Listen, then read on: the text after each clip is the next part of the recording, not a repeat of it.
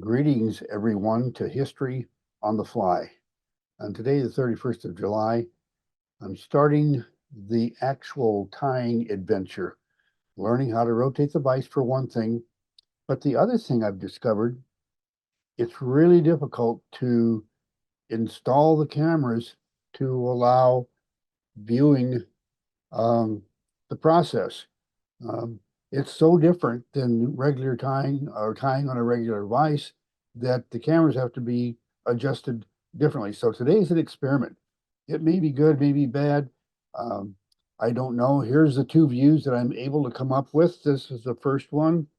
That's the wide cam shot uh, of the vise. And here is the tight shot. And I'm going to uh, have to run back and forth to between the studio and where I temporarily have the rotating vise set up to change the views. Gretchen's a little under the weather today, still having some problems from recent surgery, so she's taking it easy. So when I need to change cameras, I will have to run from out there into here to push a button here to go back out there. If that doesn't sound confusing enough, you'll find out here in a minute just what I'm talking about. But I'm going to start by switching to the wide shot out there, and I'm going to pick that camera up and move it around and show you some things that we had to do with the vise. Let's see, let me get to the wide shot. Now there's the wide shot. And as you can see now, I'm out here. Now let me reverse this. We got a cell phone set up there just like that to do the near side of the tight shot. But here's what I wanted to share with you. If you haven't seen this before, we're going to be working with a treadle. And this is a treadle modified from the original treadle that was one solid piece of steel or cast iron, maybe, whatever it is. Anyway, it has to be split so that you don't get caught on dead center, because there's no flywheel in this arrangement to keep it off of dead center, which will kind of lock it up and make it difficult to move the vise. The other thing we had to do, I want you to notice that, see that brown belt there? That's a new belt. The other one was, as near as we can figure, somewhere is around 80 to 100 years old, and it did not last more than a couple of turns and it disintegrated. So we had to find a source for another leather belt that goes from the top down to the bottom around the big wheel so that you can turn the vise with your feet. Now that brings us to the next thing that, boy, talk about a deal. I'm going to reverse this now and set this back down over here. Now I want you to notice that the vise can go around. In fact, it can go one way or the other way, whichever way you want to do it. Which way is the forward way? Well, that took a while. The other thing is yeah, I can adjust the direction that I go, but I can't always make it start the way I want it. What a pain. I mean, I would just get a few wraps of thread on this hook, and it would back up on me instead of going forward and take all the thread off. But anyway, I'm going to get my thread started. Let's see, I've got to reach around this other camera. That's part of the learning process too, is how to work around these cameras, because they are positioned different than they are for the still camera shots that we do. Now, first thing I learned is I got this tag end. If I let that drop like that, it causes me all kinds of trouble. But I found that I can just kind of lay that over there and it'll stay out of my way. Well, now you see it already backed up on me there, but I caught it. And I'm going to now wrap towards the back of the hook. And don't worry, we're going to see this again here in just a moment when I go to the tight shot, but I'll have to run into the other room to change that tight shot. Right now, let's just cut off this extra.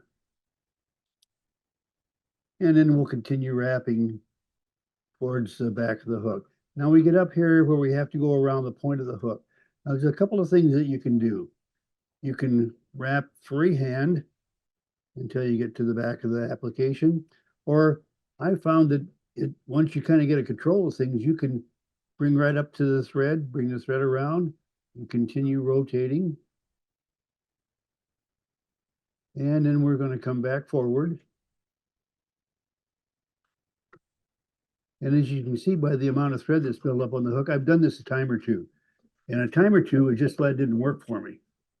So, but anyway, now we're going to bring that up to the front, and I'm just going to half hitch that off and then go change camera angle so you can see it from another direction. But there we are. Well, right there, I'll just pull that off. That's half hitched. And I'll be right back in a minute. And in the meantime, you're going to see this swap directions. Now we're switching to the near side camera. Now you may seem to think that I'm not having too much trouble turning this vise. I've been at this for a couple of weeks, and you can see how much thread I put on that hook. Here's another one, and there's several more laying over here. They've got a lot of thread on there, and all I've learned how to do in the last 2 weeks with this new setup, old setup, whatever you want to call the darn thing, is to learn how to turn the darn thing. So I still have to learn how to tie flies on it. But anyway, we're going to now wrap the thread to the back. And I need to get a little bit of slack here. I've got this huge spool of thread. You can see it right there. It's a 1,000-yard spool of thread. Anyway, so now I'm going to, now notice when I come up there, I can just ease my way around that hook point, unless it backs up on me like it did there. That thing, ugh. Anyway, so here we go. Now we're working our way.